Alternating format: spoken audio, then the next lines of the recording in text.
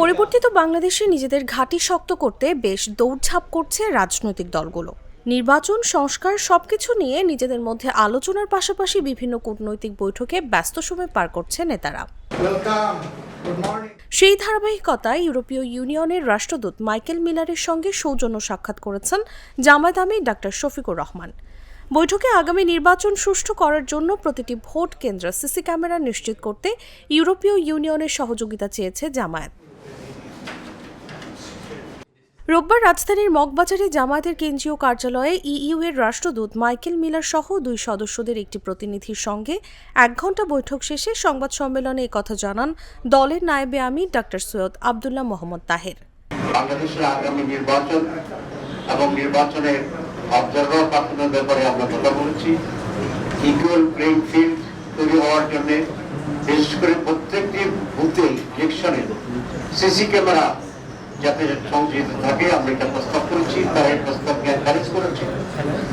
এবং এই জন্য যে হিউজ বাজেট দরকার আমরা তাদেরকে বলেছি তারা যেন এই ক্ষেত্রে প্রেসিডেন্ট প্রধানমন্ত্রীর ক্ষমতার ভারসাম্য আমরা চাই এবং প্রধানমন্ত্রীর পদে 2 বারের বেশি কেউ নির্বাচিত হতে পারবে না। ইলেকশন কমিশনের রিফর্মস কমিশনের এই প্রস্তাবের সাথে আমরা একত্র করতে সক্ষম হয়েছি।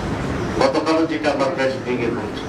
সুতরাং এই সকল বিষয়ই আজকে মূলত আলোচনা হয়েছে এবং তারা বলেছেন তারা বাংলাদেশের সাথে কাজ করবে এবং বাংলাদেশ জামায়াত ইসলামীর সাথেও তারা কাজ করবে এবং পারস্পরিক আলোচনার ভিত্তিতে আমরা 2 পক্ষই কিভাবে বেনিফিটেড হতে পারি এই বিষয়ে আলোচনা করব।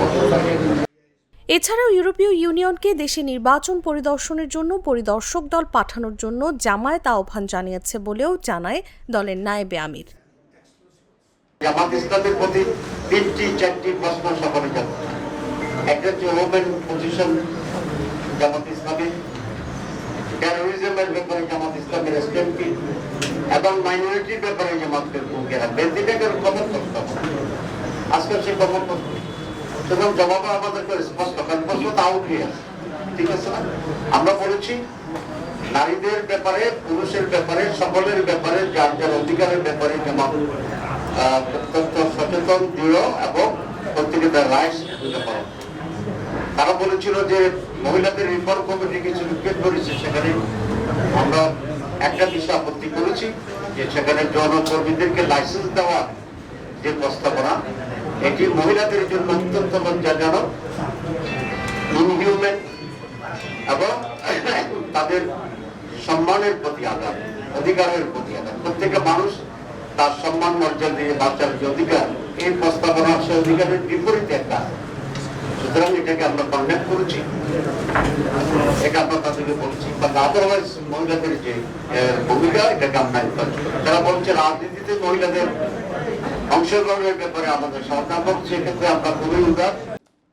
সংখ্যালঘু ও নারীদের বিষয়ে জামায়াত ইসলামের ভূমিকায় ইউরোপীয় ইউনিয়ন সন্তুষ্ট হয়েছে বলেও জানান তিনি। তাসলিমা তিথি, জাগো নিউজ।